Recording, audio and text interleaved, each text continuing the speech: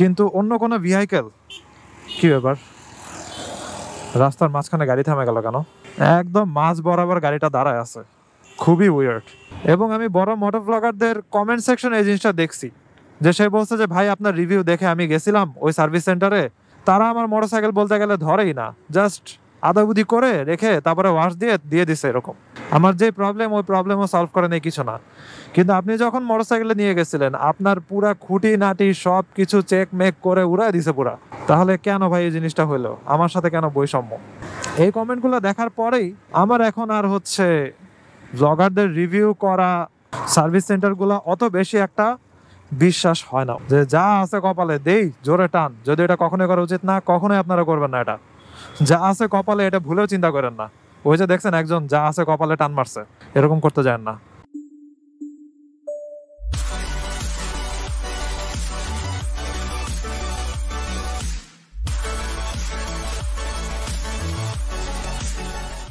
এই what is going on. আমি এখন আছি হচ্ছে হাতিরঝিলে, আর ঘড়িতে বাজে রাত 11:15।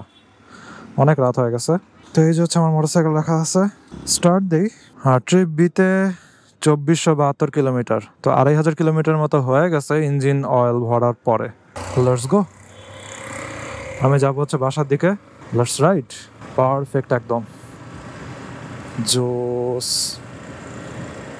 Hatirjheel always satisfying. তার উপরে বৃষ্টি হয়েছে তো এই জন্য প্রচুর ঠান্ডা ঠান্ডা, একদম পারফেক্ট ওয়েদার, 10-এ 10 ওয়েদার পুরা।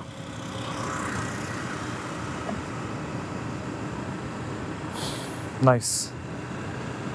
এখানে গাড়ির ওয়ার্কশপ খুলছে নতুন, এটা আগে ছিল নাকি কে জানে, তবে এত বড় বিলবোর্ড আগে ছিল না।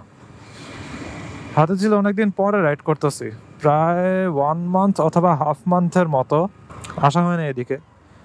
আগে তো মনে করেন উইকে জাস্ট 3-4 দিন পর পরই আসা হইতো। আর আজকে হাতিরঝিলে প্রচুর বাইকার্স দেখলাম, হয়তো তাদের কোনো প্রোগ্রাম ছিল।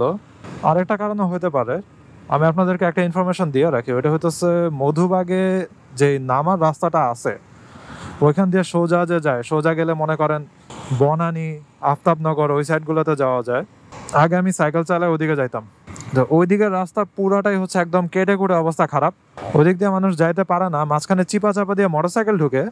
কিন্তু অন্য কোনো ভেহিকেল, কি ব্যাপার, রাস্তার মাঝখানে গাড়ি থামে গেল কেন? একদম মাঝ বরাবর গাড়িটা দাঁড়ায় আছে, খুবই উইয়ার্ড। ওকে, ডানাটার নিয়ে নিলাম। যেটা আমি বলতেছি, মধুবাগের রাস্তাটা একদম কেটে কুটে অবস্থা খারাপ। এই কারণেও হইতে পারে যে মোটরসাইকেলগুলো অন্য রাস্তা ঘুরে তারপরে ওদিকে যাইতেছে, এবং বিশাল জ্যাম ওদিকে। আজকে শুক্রবারের দিন, রাত আমি ভিডিওটা করতেছি, তারপরও রাত 11টা বাজে, এমন লেভেলের জ্যাম পার করে আমি আসছি। প্রায় 10-15 মিনিট লাগছে আমার জাস্ট মধুবাগের একটা চিপা রাস্তা বের হইতে। এই জন্য আপনাদেরকে ইনফরমেশনটা দিয়ে রাখলাম যে এখন রাস্তার এই অবস্থা। ভাবতেছি কোন দিক দিয়ে যাব। আই গেস বিজয় সরণি দিয়ে চলে যাওয়া যায়। তাহলে এক কাজ করি, 7 রাস্তা দিয়ে স্ট্রেট চলে যাই। আর টোটাল কিলোমিটার চলছে হচ্ছে 10,037। 10,000 কিলোমিটার রাইডের পর আর কি ভালোই লাগতেছে জিনিসটা। তবে মোটরসাইকেলের একটা ফার্স্ট ক্লাস সার্ভিস দেওয়া লাগবে, কারণ 10,000 কিলোমিটারে অনেক কিছু চেক করা লাগে, যেসব চেক হোন্ডা শোরুমের তারা কেন জানি করে না রেগুলার সার্ভিসিংয়ে। এই জিনিসটা নিয়ে আমি ভাবতেছি বলবো। আমি যে সার্ভিস সেন্টারে চেক করি অথবা মনে করেন শিডিউল সার্ভিসিং করাই, ওইখানে কিছুটা বাজে অবস্থা আছে। বাজে অবস্থাটা কি, যে চেকমেক করে ওগুলাতে তেমন কিছুই দেখা হয় না, তারা মনিটরিং করে না। যদি না আপনি বলেন যে এই জায়গাটাতে কিন্তু চেক করা লাগবে, এই জায়গাটাতে সমস্যা হয়েছে, শুধুমাত্র তখনই দেখে। অথচ তাদের যেই গাইড বুক আছে মোটরসাইকেলের সাথে যে বইটা দেয়, ওই বইতে একটা লিস্ট করা থাকে যে এই জিনিসগুলো চেক করা হবে, কিন্তু ওগুলা কিছুই তারা ঠিক মতো দেখে না। উল্টা আপনাকে জিজ্ঞাসা করে যে কোনো সমস্যা কি পাইছেন নাকি। যদি আমি বলি যে আমার ব্যাটারি ডাউন, তাহলে তারা ব্যাটারি চেঞ্জ করে দিবে। যদি আমি বলি যে আমার সেলফ স্টার্টে ঠিক মতো এনার্জি পায় না, তাহলে ব্যাটারি চেক করবে, স্পার্ক প্লাগ চেক করবে। আর কি আমার বলে দেওয়া লাগবে এই জিনিসগুলা। তো এই কারণে আমার সাসপেনশন, তারপরে ইন্টারনাল যেই চেকিংগুলো আছে, মনে করেন 10,000 কিলোমিটারে করা লাগে অথবা 8-9 হাজার কিলোমিটারে করা লাগে, ওইগুলো হয়ই নাই বলতে গেলে। এখন ধুলাবালি জমার কারণে অথবা অন্য কোনো কারণে এই ঝামেলাগুলো তো আরো বাড়তে পারে, তাই না? তো এটা নিয়ে আমি চিন্তিত আছি। এখন দেখি শোরুমের বাইরে অন্য কোনো সার্ভিস সেন্টারে কিছু করানো যায় কিনা। যদিও বাইরের সার্ভিস সেন্টারগুলো আর কি আমার বিশ্বাস করতে ইচ্ছা করে না, বাট আমার যে ফ্রেন্ডরা বাইরের সার্ভিসিং করায় দেখে ওদেরকে জিজ্ঞেস করে। আবার ইউটিউবে যেসব ভিডিওগুলো আছে মোটর ব্লগাররা সার্ভিসিং সেন্টারের রিভিউ দেয় যে এখান থেকে এরকম টপ নচ সার্ভিস পাইছি আমি, ওগুলো আমার কেন জানি বিশ্বাস হয় না।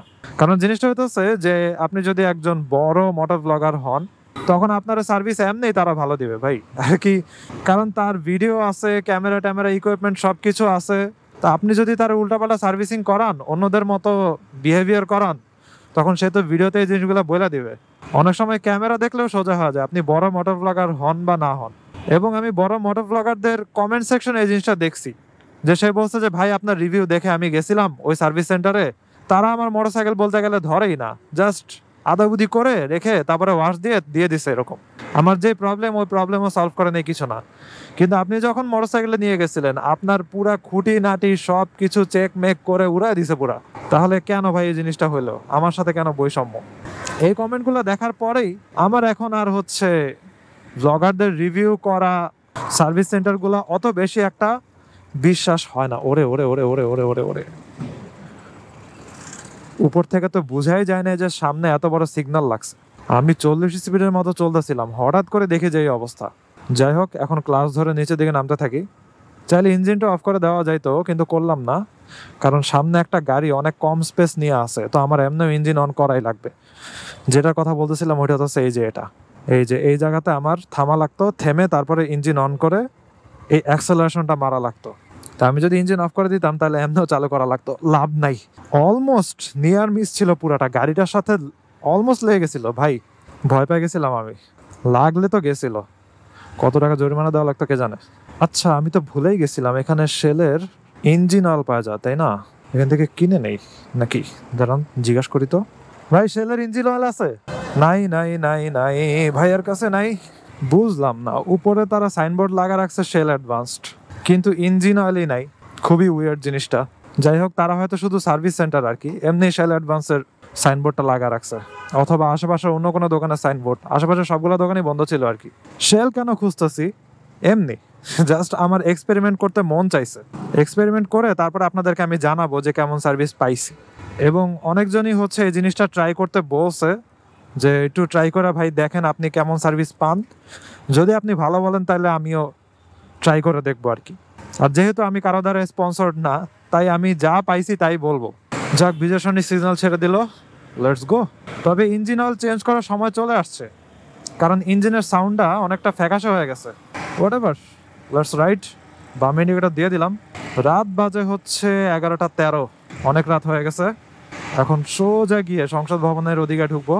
আজকে স্পেশাল কোনো টপিক নিয়ে কথা বলতেছি না, জাস্ট ক্যাজুয়াল একটা নাইট রাইড। অনেকদিন পরে হাতিঝিলে ঢুকছি, তাই ভাবলাম যে একটা রাইড করার ফুটেজ নেই, কারণ ওই জায়গায় আমার অলওয়েজই ভালো লাগে। আর যেহেতু অনেক রাত, তাই অন্যান্য রাস্তাও একটু ফাঁকা পাওয়ার কথা, তাই একদম পুরো ফুটেজটাই নিতেছে আর কি। Let's go. এই রাস্তাটা ভালো লাগে, তবে এখানে হচ্ছে মাঝখানে একটা ডিভাইডার আছে, ওইখান দিয়ে রিক্সা ধাম করে ঢুকে যায়, ওইটা আর কি ভয় করে। আর আমি যখন একদম প্রথম শুরুতে মোটরসাইকেল চালাইতাম, তখন এই রাস্তা দিয়ে যাওয়ার সময় সাইডে এত জোরে একটা ধাক্কা আমি খাইছি, সাইডে একটা ভাঙ্গা আছে, আমি ওইটা দূরের থেকে বুঝতেই পারি নাই। আমি তো একদম সাইডে সাইডে করে মোটরসাইকেল চালাইতেছি, আর গাড়ি টাড়ি যা আছে সবাই আমাকে হর্ন দিয়ে উড়ায় ফেলাইতেছে, কারণ আমি আস্তে আস্তে মোটরসাইকেল চালাইতেছি। তারপরে দিলাম অ্যাক্সেলারেশন, যে যা আছে কপালে দেই, জোরে টান। যদি এটা কখনোই করা উচিত না, কখনোই আপনারা করবেন না এটা। যা আছে কপালে এটা ভুলেও চিন্তা করেন না। ওই যে দেখছেন একজন যা আছে কপালে টান মারছে, এরকম করতে যান না। এই টান মেরে আমি কি করছি, সাইডের একটা ছিল ভাঙ্গা, এত জোরে ধাক্কা খাইছি আমার কোমর ব্যথা করছে 2 দিন ধরে।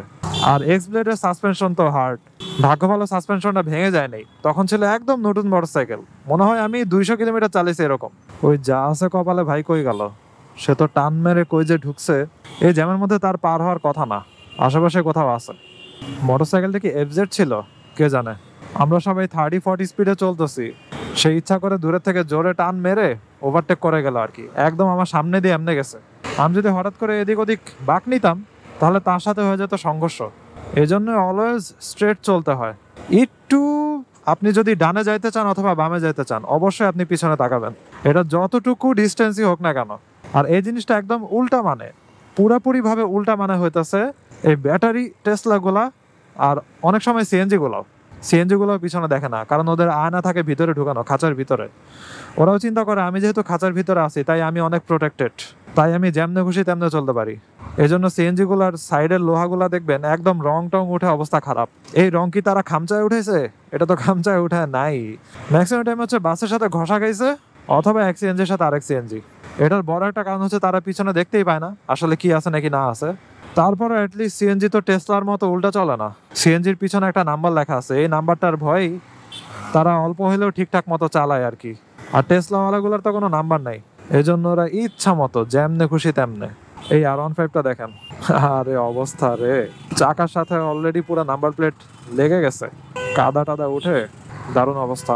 হয়তো এটাই তার স্টাইল, যদিও পুলিশেরা দেখলে ঝামেলা করতে পারে। ধানমন্ডি 27 নম্বরে বিশাল জ্যাম। আমি এখানে ইউটার্ন নিয়ে নিই।